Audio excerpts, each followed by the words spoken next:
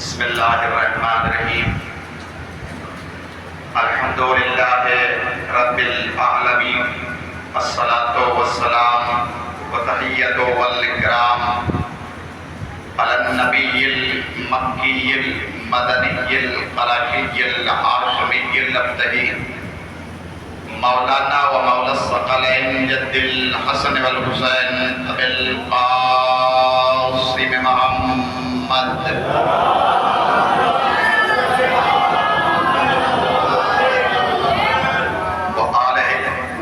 الطاهرين المعصومين المظلومين من يومنا هذا إلى قيام يوم الدين. أما بعد فقد قال الله تعالى في كتابه الكريم وهو أصدق الصادقين وقوله الحق. بسم الله الرحمن الرحيم. يا أيها الناس قد جاءكم برهان من ربكم وأنزلنا إليكم نورا مبینا. صلوات پڑھے محمد آل محمد.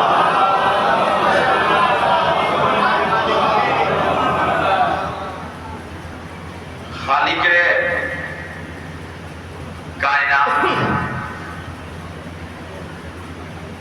اپنے کرم کے بادلوں کو بلا تفریق مذہب و ملت و مسلک کے لیے رفع عام کرنے والا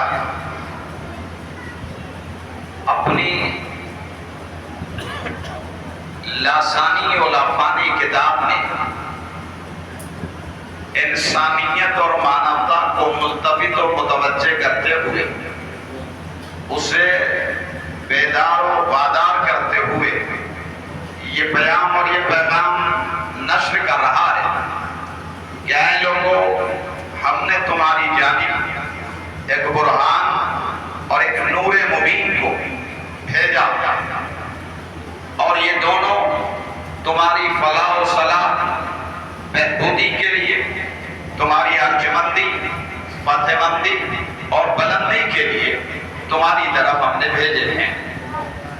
ان دونوں کا کام یہ ہے کہ تاریکیوں میں ٹھوکریں کھانے والی انسانیت کو ظلمت سے نکال کر وادی نور میں لائے اور صراط مستقیم پر گامزن کر کے اس کو اس جادہ نجات سے وابستہ کر دے کہ جو مقصد حیات کی تکمیل کرتا ہے اور عبادت کے مقصد کو پورا کرتا ہے اور بندگی کو زندگی عطا کرتا ہے اور زندگی کو رخشندگی اور رخشندگی کو تابندگی بخش دیتا ہے. ایک صلوات پڑھے محمد آل محمد.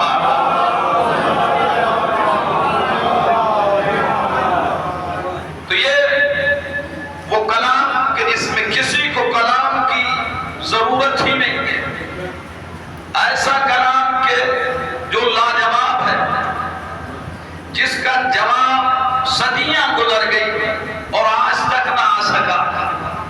پوری کائنات 14 صدیاں گزر گئی، آج تک اس کے جواب میں خاموش ہے. جب 14 صدیوں سے اس خاموش کے جواب میں کائنات خاموش ہے تو بولتے ہوئے کے جواب میں کون بولے گا؟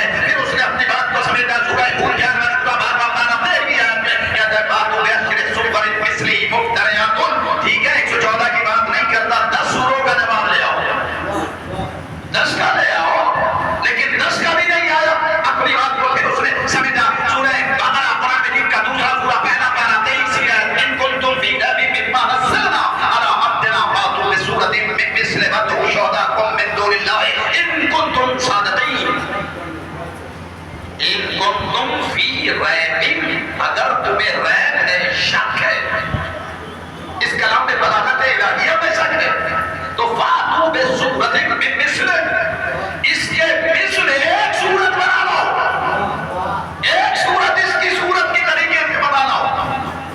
اور اس کے بعد میں کہتا ہے وَادْعُوا شُهَدَاءَکُمْ، اور تم دعوت دو، ندا دو، صدا دو، آواز دو اپنے گواہوں، پکار لو مدد کے لیے، پکار لو مدد کے لیے۔ کس سے کہہ رہا؟ بے دینوں سے، شک کرنے والوں سے کہہ رہا ہے کہ تم جسے چاہو پکار لو مدد کے لیے۔ تو جو اللہ کافروں کو مدد کے لیے پکارنے کی چھوٹ دے تو کیا مومنوں کو چھوٹ نہ دے گا کہ جب ٹھوکر لگے تو اپنے والے کو پکارے؟ ذرا کرے محمد آل محمد۔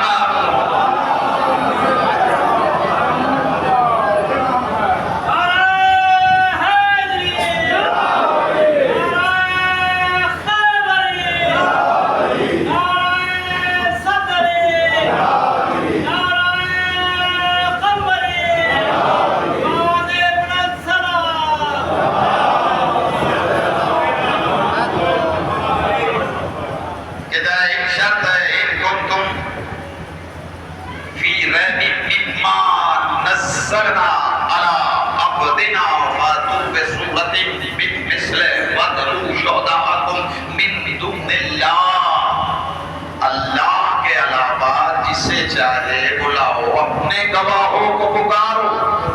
کافر اپنے گواہوں کو پکارے تو یہ سنت ہے، ہم نبیوں کے نبی کے گواہ کو پکارے، ہم نبیوں کے نبی کے گواہ کو پکارے تو یہ بدعت ہو جاتا ہے۔ اب کچھ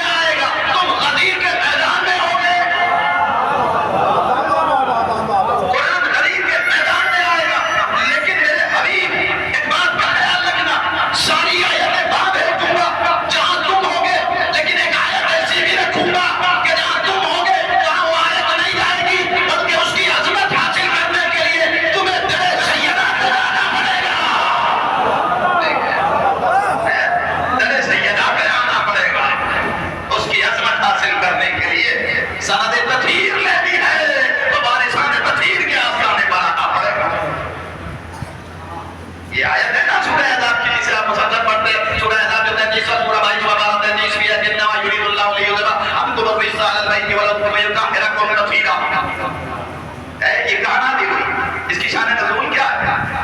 یہ رسول کے گھر میں نہیں، بطول کے گھر میں نازل ہوئی ہے۔ جہاں رسول کے وہاں نہیں آئی، بلکہ رسول کو خود اس کی عظمت حاصل کرنے کے لیے درے سیدہ پہ آنا پڑے گا۔ عظمت سیدہ بتانے کے لیے اس آیہ بابی ہدایت کو ذات الہ نے منزل نزول اس وقت عطا کی کہ جب یہ پیغمبر زمان اور مکان سے خالی اس کی ذات ہے کہ وہ بھی ایک ایسا نور ہے، اگر شعور ہے تو اس نور کو سمجھے گا نا، بد شعور اس نور کو سمجھ ہی نہیں پا رہا ہے نا۔ ایک سلامت بڑے محمد آل محمد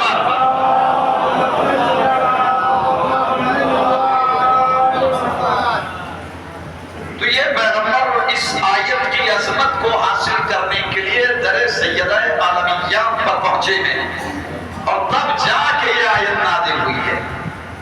تو قرآن مجید جناب سردار انبیاء ختمی مرتبہ کے لیے قرآن جہاں جہاں گئے وہی قرآن، لیکن اور نبیوں کے لیے تھا کہ نہیں، کتاب اگر چاہیے تو تھا۔ اب سوال یہ پیدا ہوتا ہے کہ اللہ نے، میں نے کل بتایا تھا کہ قرآن کا وزن کیا ہے، وزن قرآن کیا ہے، کہ پہاڑ جو سخت ہے، استقامت کی علامت ہے، وہ اسے برداشت نہیں کر سکتے، لیکن سینہ گنجینہ علم رسالت میں آپ نے اس قرآن کے وزن کو برداشت کیا۔ یہی تو ذات ہے کہ قرآن صامت کو سینے پہ برداشت کیا اور قرآن ناطق کو دوش پہ برداشت کیا۔ سلام کرے محمد آل محمد۔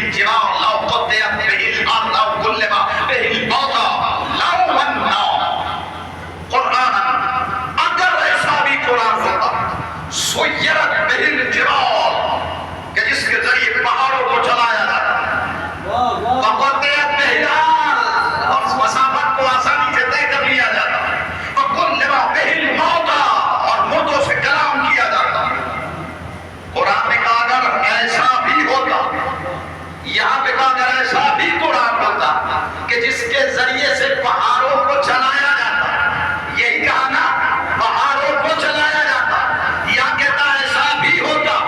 اور سورہ آل عمران جو قرآن مجید کا تیسرا سورہ تیسرا پارہ 61 کی آیت ہے، ومن حاجک فیہ من بعد ما جاءک من العلم فقل تعالوا ندعو ابناءنا ونساءنا ونساءکم وانفسنا وانفسکم ثم نبتہل فنجعل لعنۃ اللہ علی الکاذبین۔ سبحان اللہ سبحان اللہ۔ یہاں پر اس نے وہ منظر دکھایا ہے، اس آیت میں بتایا ہے اور اس آیت میں منظر دکھایا ہے۔ دیکھیں آپ، ایک آیت میں بتا رہا ہے، دوسری آیت میں دکھا رہا ہے، بتا رہا ہے ان کو جو اندھے ہیں، دکھا رہا ہے ان کو جو بہرے ہیں۔ سلام کرے محمد آل محمد۔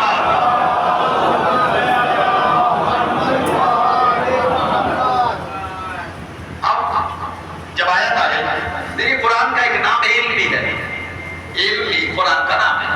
قرآن میں مختلف نام ہے قرآن پاک کے، ایک ہے علم،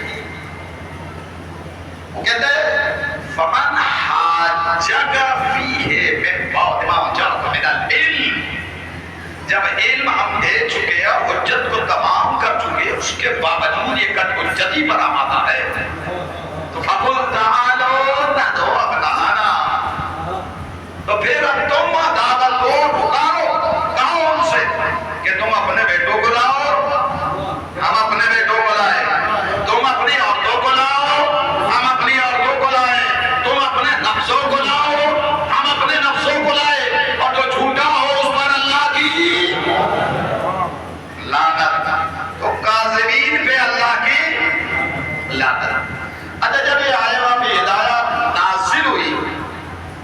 سردار انبیاء، امام الانبیاء، خاتم النبیین، طٰہٰ و یاسین، بشیر و نذیر، سراج المنیر، نور اول، فکر اول، ذکر اول، عقل اول، فہم اول، مخلوق اول، نبی اول، مرسل اول، اللہ کے گھر میں نہ گیا بلکہ سیدہ کے گھر میں پہنچا چونکہ صادقین کی ضرورت ہے اور یہ صادقین کہیں اور نہیں ملتے ہیں۔ ایسے صادقین ہیں کہ اگر کوئی چلا جائے اس گھر سے، چلا بھی جائے تو تب بھی تین صادقین رہیں گے۔ اب آیت آ گئی بیٹوں کو لاؤ، اور نبیوں کا نبی سید الانبیاء، امام الانبیاء، سید الاولیاء کے آستانے کی طرف قدم بڑھاتا ہے، آستانے پر پہنچتا ہے۔ السلام علیکم یا اہل بیت النبوۃ، نبوت کے تم پر میرا سلام۔ اس نے دخول چاہا، اجازت ملی، داخل ہوئے، چہرہ مرجھایا ہوا ہے۔ بیٹی نے دیکھ کے کہا بابا آج کچھ پریشان نہ رہ رہے؟ کہا ہاں، اس لیے کہ بیٹوں کی ضرورت ہے، بیٹوں کی ضرورت ہے۔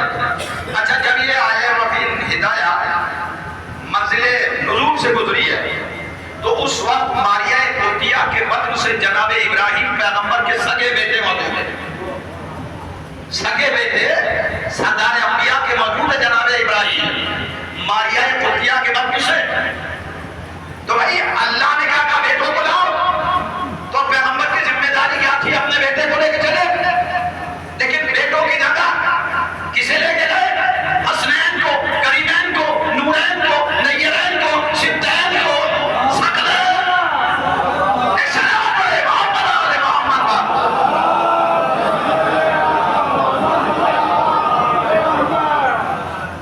امامین کو لے کے چلے، دونوں اماموں کو لے کے چلے، دونوں اماموں کو لے کے چلے، حسنین دونوں امام ہیں، اپنے سگے بیٹے کو نہیں لے گئے۔ صادقین کی منزل ہے، صادقین کو بلوایا گیا ہے، اس لیے کہ جو مواحدہ ہے وہ کاذبین اور صادقین کے مابین ہے۔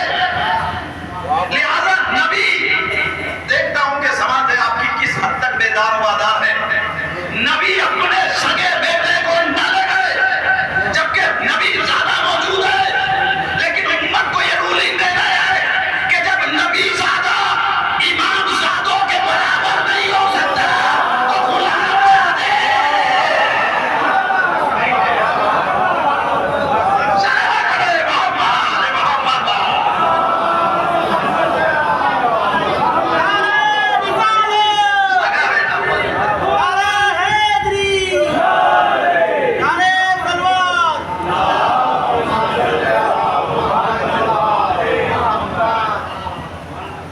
سگا بیٹا موجود ہے، اسے لے جانا چاہیے تھا، بیٹوں کی ڈیمانڈ کر رہا ہے کائنات کا خالق اور مالک، اپنے بیٹوں کو لاؤ، سگا بیٹا نہیں لے جا رہے، سگے بیٹے کو نہیں لے جا رہے، بلکہ جو دونوں امام ہیں، جو صادقین دونوں جو صداقت کی منزل پر فائز ہیں، اب لے کے چلے۔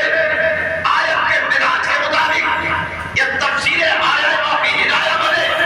قرآن نے کہا ابنانا و ابناکم، لہذا ایک بیٹے کو سینے سے لگایا، ایک کے انگوٹھے مبارک کو پکڑا، چونکہ پہلے کہا بیٹوں کو تو بیٹوں کی جگہ پوری کی حسنین کریمین نے کیا کہا؟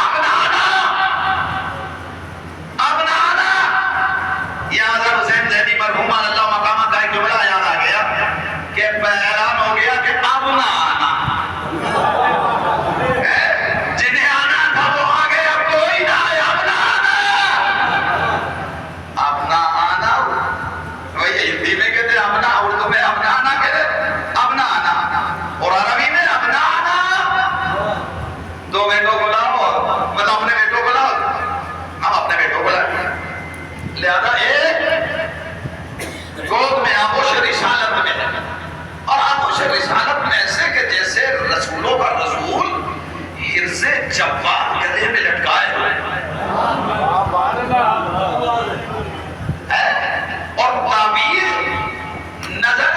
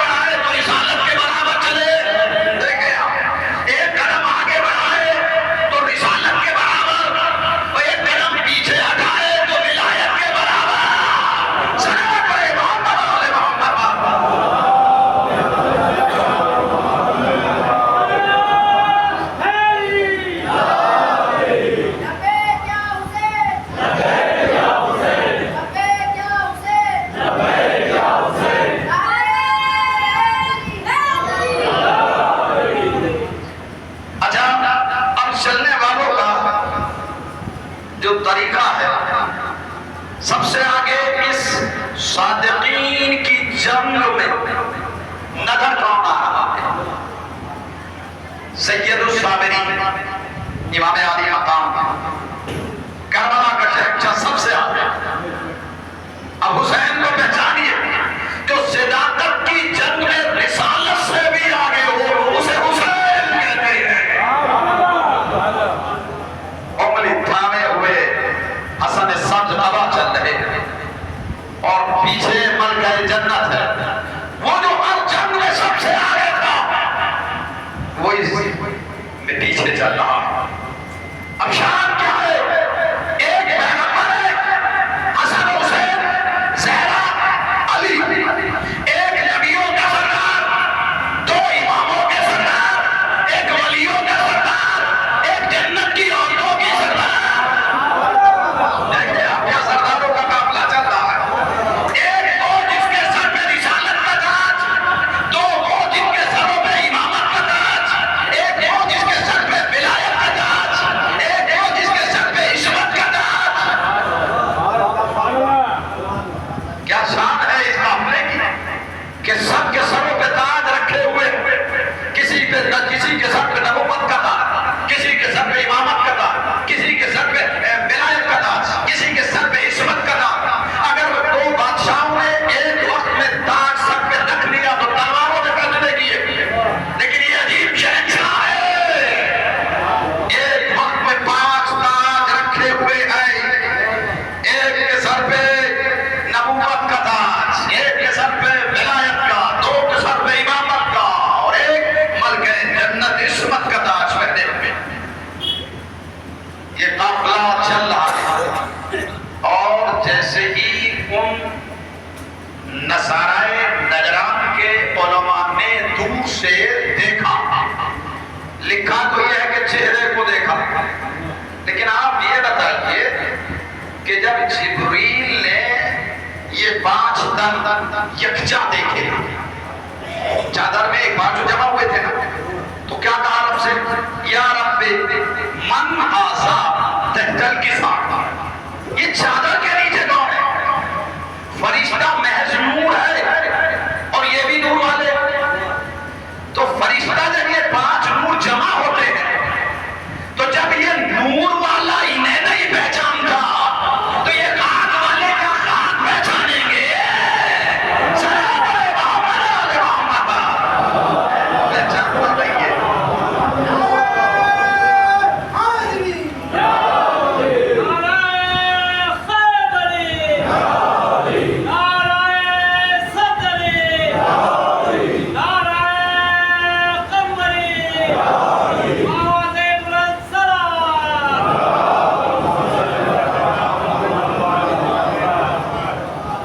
تو اب یہ کہ انہوں نے کہا کہ وہ نور دیکھ رہے ہیں کہ اگر پہاڑوں کو اشارہ کر دے، بھائی وہاں کیا کہا تھا اللہ نے؟ سورہ رات کی وہ آیت ذہن میں ہے نا، لو ان قرآن سجرت بہ الجبال، اگر ایسا بھی قرآن ہوتا کہ جس کے ذریعے پہاڑ چڑھائے جاتے۔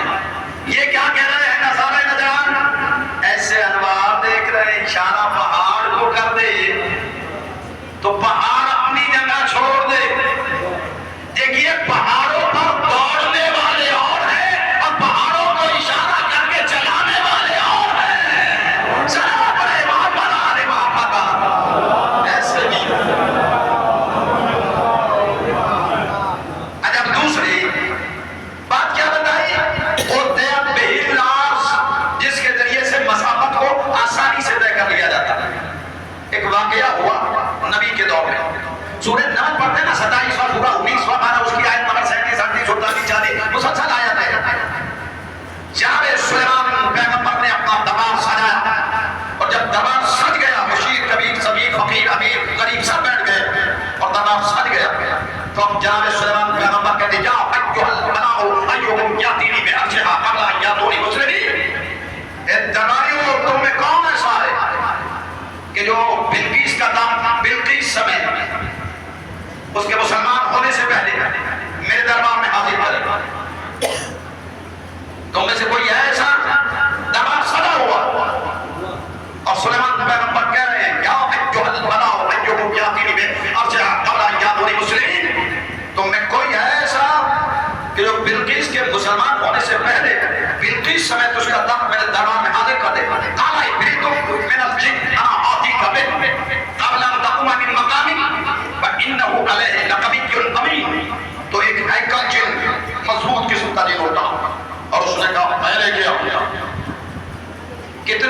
آؤں گا کہ آپ کا دربار برخاست نہیں ہونے پائے گا، میں بلقیس کو تخت بلقیس سمیت آپ کے دربار میں حاضر کر دوں گا۔ وہ خاموش رہے۔ قال الذی عنده علم من الکتاب انا آتیک به قبل ان يرتد الیک طرفک فلما رأى مستقرا عنده، ایک اور اٹھا، اس نے کہا میں لے کے آؤں گا، کتنی جلدی لاؤں گا؟ کہ پلک کے جھپکنے سے پہلے، دیکھ رہے آپ، پلک کے جھپکنے سے پہلے میں بلقیس کا تخت یمن سے شام میں لے آؤں گا۔ 800 مائل کے ڈسٹینس کو پلک کے جھپکنے سے پہلے میں طے کر دوں گا۔ کیا جادو ہے اس کے پاس؟ قرآن میں کہا قال الذی عنده علم من الکتاب، اس کے بعد کتاب میں سے تھوڑا سا علم تھا۔ علم کس کا تھا؟ کتاب کا۔ کتنا تھا؟ تھوڑا سا۔ بھئی تھوڑا سا علم تھا نا، 114 سورے ہیں، 3,21,250 حروف میں سے تھوڑا سا اس کے پاس میں علم تھا، ایک حرف کا تھا۔ لیکن اس کا کمال کیا ہے؟ اس نے کہا میں پلک کے جھپکنے سے پہلے تخت بلقیس کو بلقیس سمیت آپ کے دربار میں حاضر کر دوں گا۔ یہ کہہ کے فلما رأى مستقرا، جیسے ہی سلیمان نے دیکھا تو تخت رکھا ہوا، تخت رکھا ہوا تھا۔ بھئی یہ تخت کون لے کے آیا؟ کہا عاصم ابن بلقیہ۔ اس کے پاس میں کیا تھا؟ کہ کتاب کا تھوڑا سا علم۔ اللہ بتا رہا ہے جسے تھوڑا سا علم مل جائے، جب زمین اس کے لیے تنازع سمیٹ لے، جو پوری کتاب کا عالم ہو۔ سلام علیہ محمد محمد۔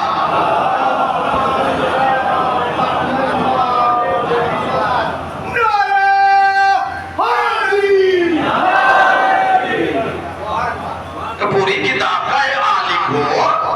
یقول الذین کفروا لست مرسلا قل کفی باللہ شہیدا بینی وبینکم من عنده علم الکتاب۔ سنا نا جو قرآن میں ذکر دے رہا سورۃ البقرہ میں 42ویں آیت، اللہ جل شانہ کیا کہتا ہے؟ یقول الذین کفروا لست مرسلا قل کفی باللہ شہیدا بینی وبینکم من عنده علم الکتاب۔ من عنده علم الکتاب، جس کے پاس پوری کتاب کا علم ہے، جسے ہم نے پوری کتاب کا علم دے دیا، تو جسے ذرا سا مل جائے تو وہ یمن سے شام تک کو پلک جھپکنے سے پہلے حاضر کر دے۔ تو جس کے پاس پوری کتاب کا علم ہو تو وہ اگر مدینے سے خیبر میں ایک پل میں پہنچ جائے تو تعجب کرنے کی ضرورت تو نہیں ہے، جب تھوڑے سے علم کا کمال یہ ہے۔ تو جس کے پاس پورا علم ہو وہ جب چاہے ڈوبتے ہوئے سورج کو پڑ جائے، جب چاہے چمکتے ہوئے چاند کو دو ٹکڑوں میں تقسیم کر دے، جب چاہے ستارے کو بلا لے، اور جب چاہے ٹھوکر مار کے زمین سے خزانہ اگلوا لے، اس لیے کہ اس کے پاس میں علم ہے اور مکمل علم ہے۔ اس لیے کہ عیسیٰ علی میں یہی فرق ہے کہ عیسیٰ مردوں کو زندہ کر دیتے، اللہ کہہ کے علی ٹھوکر مار کے کہتے تھا میرے حکم سے زندہ ہو جا۔ سلام علیہ محمد علی محمد۔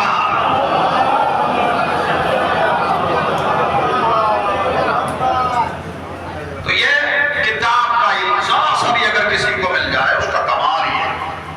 یہ جو کتاب ہے نا، اس کا اگر ذرا سا بھی علم کسی کو مل جائے تو اس کتاب کے لیے اللہ کیا کرا؟ اِنَّا نَحْنُ سورہ ہجر 15 سورہ 14 پارہ آیت نمبر 9، اِنَّا نَحْنُ نَزَّلْنَا الذِّکْرَ وَإِنَّا لَهُ لَحَافِظُونَ۔ ہم ہی نے اس ذکر کو نازل کیا ہے، ہم اس کے محافظ ہیں۔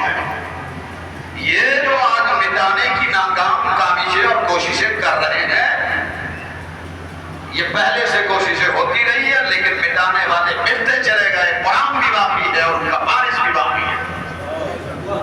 نہ قرآن مٹا سکے ہیں یہ نہ بارش قرآن مٹا سکے ہیں، چونکہ آئے دن آپ سنتے ہیں کہ قرآن کی بے حرمتی کی جا رہی ہے، قرآن کو جو ہے وہ جلایا جا رہا ہے، کبھی سوڈان میں بھی جلایا جا رہا ہے، اور ابھی آپ اس سے پہلے دیکھیں ڈنمارک میں جلایا گیا، قرآن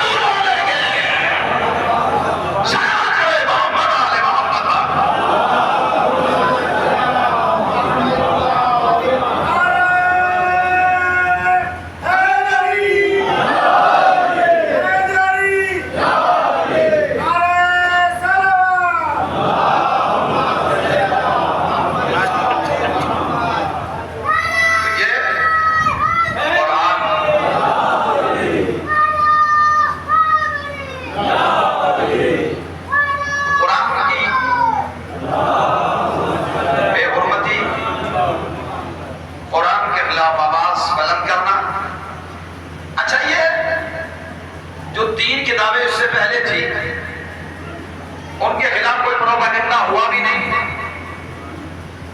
ان کے کسی نے بے حرمتی نہیں کی، اور اس کے باوجود وہ ختم ہو گئی۔ اور قرآن کے خلاف مسلسل پروپیگنڈے کیے جا رہے ہیں، لیکن یہ باقی ہے۔ وجہ کیا ہے؟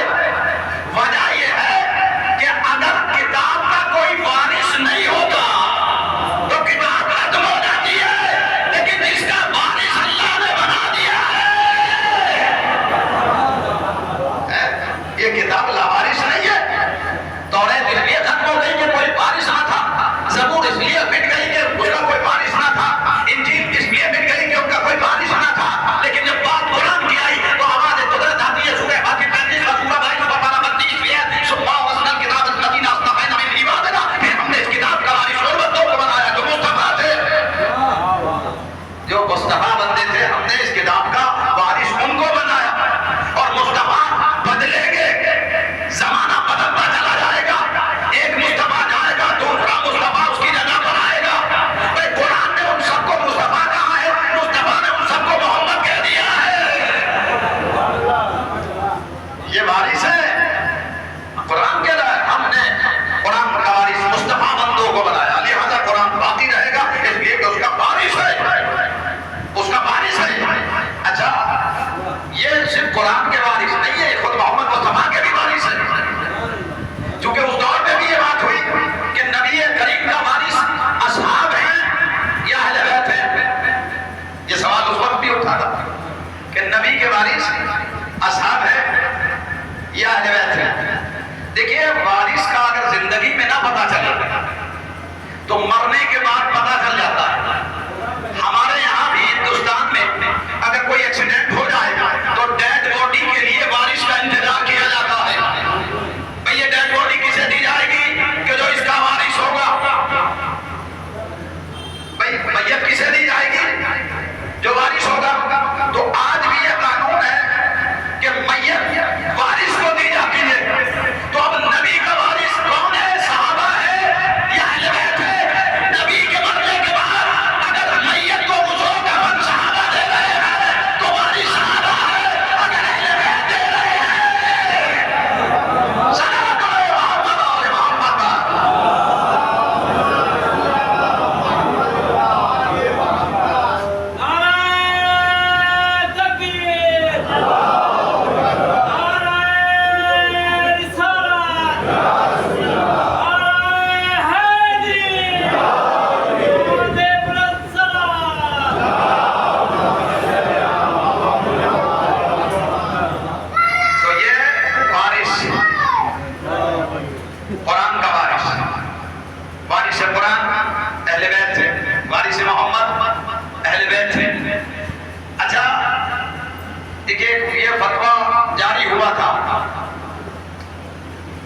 پاکستان کا جب انتقال ہوا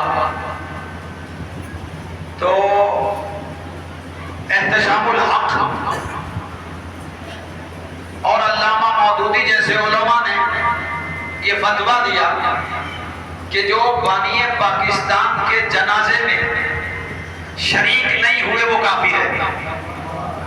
میں تھوڑا سا بیدار ہو کے سن لیجیے، میں سمیٹ رہا ہوں اپنی گفتگو۔ مجھے پتا بہت دیر سے آپ بیٹھے ہوئے ہیں، آپ بہت دیر سے عبادت میں مصروف ہیں، لیکن بس میں سمیٹ رہا ہوں اپنی گفتگو کو، کیونکہ ہوتا ہے کیپیسٹی ہوتی ہے بیٹھنے کی اور تکان ہو جاتی ہے، لیکن کیا کہا جائے کہ یہ ذکر وہ ہے کہ یہ تھکنے نہیں دیتا۔ لا یسمع الانسان بدعاء الخیر، مومن خیر کے پکارنے سے تھکتا نہیں ہے۔ تو جب خیر والے نہیں تھکتے تو حیا علی خیر العمل والے کیسے تھک سکتے ہیں؟ ایک صلوات علی محمد علی محمد۔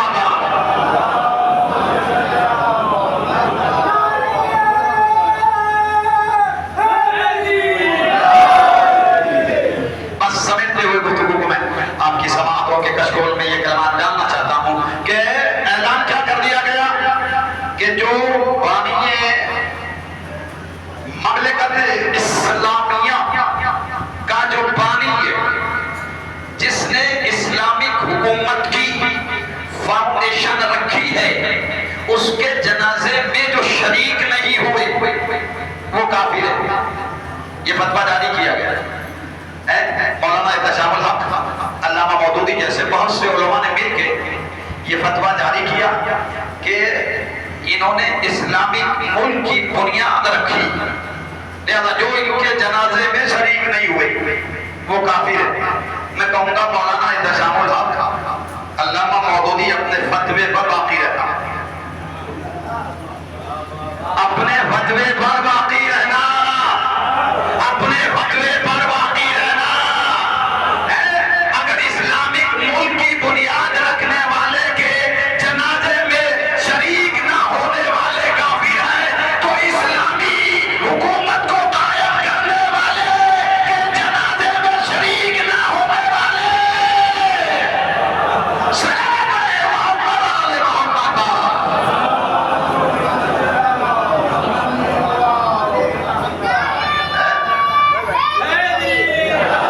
دیکھیں آپ، جب اسلامی مملکت کی بنیاد ڈالنے والے کے جنازے میں شریک نہ ہونے والے کافر ہیں تو اسلام کی بنیاد رکھنے والے کے جنازے میں شریک نہ ہونے والے، تو یہ بارش ہے جسے قرآن نے بارش بتایا ہے۔ ثم اورثنا الکتاب الذین اصطفینا من عبادنا، پھر ہم نے قرآن کا بارش بندوں کو بنایا جو ہمارے مصطفیٰ بندے تھے، اور مصطفیٰ ایک نہیں تھا، وہ 12 تھے، اور آج بھی ایک مصطفیٰ بندہ پردہ غیب میں رہ کے قرآن کی عبادت کر رہا ہے۔ اسی لیے تو اللہ نے کہا ہے کہ تم چھپے ہوئے قرآن کی بے ادبی کر رہے ہو، چھپے ہوئے قرآن کی بے ادبی نہیں کر سکتے۔ انہ لقرآن کریم فی کتاب مکنون، یہ قرآن مجید جو ہے یہ تو چھپی ہوئی کتاب میں چھپا ہوا ہے، یہ چھپا دیا اس نے، کچھ سینوں میں چھپا ہوا ہے۔ اصل قرآن یہ تو نقل ہے، یہ نقل ہے قرآن کی، اصل تو سینوں میں ہے، وہ علی کے سینے میں ہے، وہ نبی کے سینے میں ہے، وہ 14 کے سینوں میں ہے، جو اصل کتاب ہے وہ 14 کے سینوں میں، جو چھپی ہوئی ہے وہ 14 کے سینوں میں، جو چھپی ہوئی ہے وہ سب کے گھروں میں،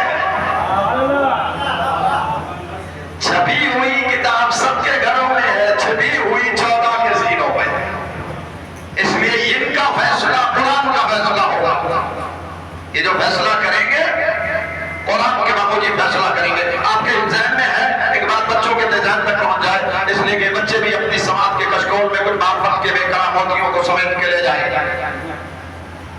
دو عورتیں آئی، واقعہ کو بار آپ نے سنا، دونوں کی گودوں میں بچے ہیں، ایک کی گود میں بیٹا ہے، ایک کی گود میں بیٹی ہے، اور دونوں یہ کہہ رہی ہے کہ بیٹا میرا ہے۔ خلافت کا دربار سجا ہوا ہے اور یہ وہاں پہنچتی ہیں، ایک کہتی میرا بیٹا، وہ کہتی میرا بیٹا۔ خلیفہ نے کہا گواہ لاؤ، کہا گواہ کوئی نہیں، کہا تو پھر کیسے بتائے کس کا بیٹا ہے؟ مشکل میں جب پڑے تو پھر یاد آیا مشکل کشا،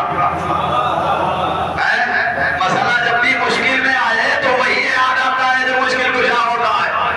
بلاؤ علی کو، علی کو بلایا گیا، مولا یہ دو عورتیں ہیں، یہ کہہ رہی بیٹا میرا ہے، یہ کہہ رہی بیٹا میرا ہے۔ مولا نے سمجھانے کی کوشش کی، انہوں نے کہا نہیں، وہ ماننے کے لیے تیار۔ امیر ممکنات نے کہا 2 شیشیاں لاؤ، ہم وزنوں برابر کی 2 شیشیاں لے کے آئے، کہا میزان میں اسے ترازو میں توڑو، وزن برابر ہو، دونوں شیشیوں کو برابر سے دو ایکوال ہے، برابر ہے۔ کہا اس میں نمبر ڈال دو، ایک دوسرے پہ B لکھ دیا، اور دونوں کو دے دو، انہیں عورتوں کو جو دعویٰ کر رہی ہے بیٹا میرا، دے دی گئی۔ ان سے یہ کہا گیا کہ بچوں کی غذا اس میں بھر دو، بچوں کی غذا اس میں ڈال دی گئی۔ ترازو کے پلے پر جیسے ہی رکھا تو ایک ہلکا ہو گیا، ایک بھاری ہو گیا۔ کہا مولا یہ برابر کہا، ایک ہلکا ایک بھاری ہے؟ کہا یہی تو دیکھنا تھا، یہی تو بتانا تھا، جس جو بھاری ہے یہ کس کی شیشی تھی؟ کہا یہ اس کی، اس عورت کی، کہا بیٹا اس کا ہے۔ دیکھیں آپ غور کریں گے، بیٹا اس کا ہے، بیٹی اس کی ہے۔ اب عورتوں کو خاموش ہو گئی، لیکن پبلک میں جگی گوئیاں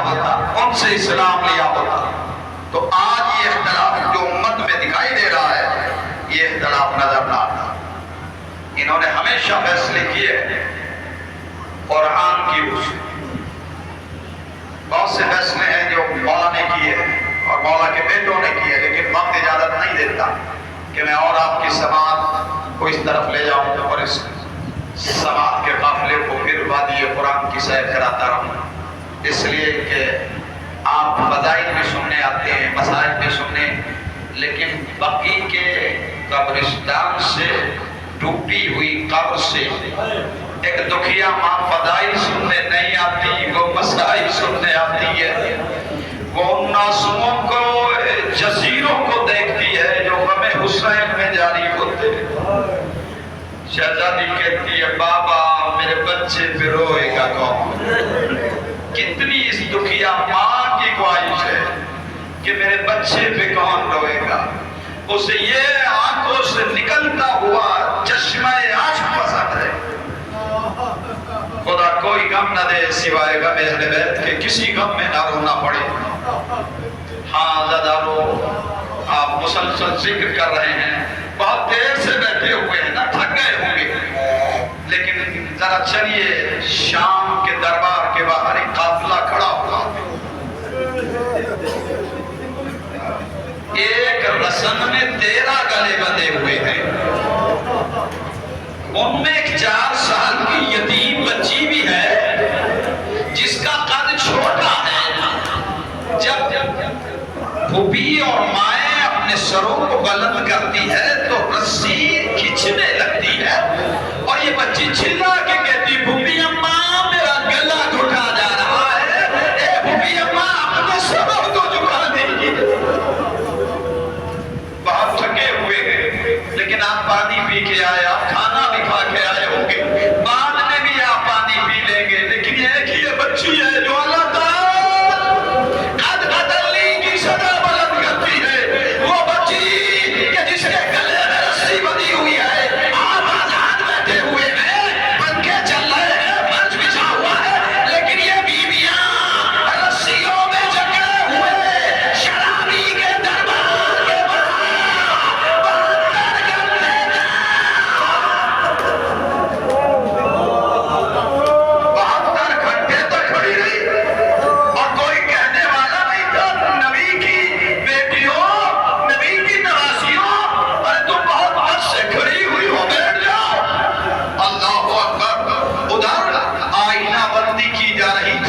شرابی کا دربار سجایا جا رہا تھا۔ 72 گھنٹے کے بعد جب دربار سج گیا تو شیخ آتا ہے اور کہتا ہے اے علی کی بیٹیوں تمہیں سر کھلے ہوئے دربار میں جانا ہو۔ بس اتنا سننا تھا کہ ایک مرتبہ شہزادی نے آواز دی کس میں ہمت ہے جو ہمیں شرابی کے دربار میں اس حالت میں لے جائے۔ آواز دی رقیہ، رباب، ام لیلہ، ام پروان، سکینہ، فضا، میں بددعا کرتی ہوں تم آمین کہنا۔ جیسے علی کی بیٹی نے جملے کہنا تو پیچھے سے زنجیروں کی چھنکار کی آواز کانوں سے ٹکرائی۔ اب جو پیچھے مڑ کے دیکھا تو کوئی اور نہیں تھا، زنجیروں اور بیڑیوں میں جگڑا ہوا سجادہ تھا۔ ہتھکڑی بھرے ہوئے ہاتھ اٹھا کے کہتا ہے پھوپھی اماں ذرا بابا کے کٹے ہوئے سر کو دیکھیے۔ اب جو علی کی بیٹی نے دیکھا آج کو کا سیدان جاری ہے، آواز آئی بہن نانا کے دین کو بچانا ہے، سر کھلے ہوئے دربار میں چلی جاؤ۔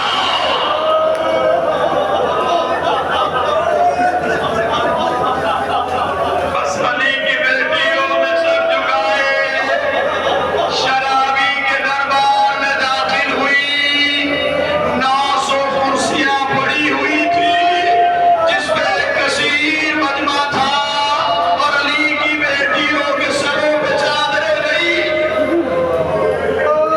ظالم نے ایک مرتبہ دیکھا سجاد کی طرف اور وہ کہتا ہے یہ کون ہے جو زنجیروں میں جکڑا ہوا؟ شمر کہتے ہیں یہ علی ابن الحسین ہے۔ وہ کہتا ہے مجھے خبر ملی تھی کہ علی نام کے سب قتل کر دیے گئے، یہ زندہ کیسے ہے؟ کہا یہ بیمار تھا، خدا علی کہتا ہے اس کو بھی قتل کر دیا۔ بس قتل سجاد کا نام سنا، عورتوں کے جھرمٹ سے ایک بیوی نکلی، اور نکلنے کے بعد سجاد کے سامنے جا کے کھڑی ہو گئی، کہتی کس میں جرأت ہے کہ جو زینب کے ہوتے ہوئے سجاد کو کوئی ہاتھ لگائے؟ یزید کہتے ہیں یہ کون بیوی ہے؟ کہ یہ حسین کی غریب بہن زینب ہے، کا بھتیجے سے بڑی محبت ہے۔ شیمر کہتا ہے ہم نے تو کربلا میں دیکھا ہے کہ جب اس کے بیٹوں کی لاشیں آئی ہیں تو اس نے گریا نہیں کیا، لیکن اکبر کے سینے میں جب پرچی لگی تو یہ حسین سے پہلے علی اکبر کے لاشیں پہ جا کے لپٹ گئی۔ شیمر کہتا ہے بڑی محبت ہے اپنے بھتیجوں سے، کہ اس کی پشت پہ کوڑے لگائے جائیں۔ بس اتنا سننا تھا کہ ایک سفید بال والی بی بی کمر جھکی ہوئی آگے بڑھے، اور آگے بڑھنے کے بعد علی کی بیٹی زینب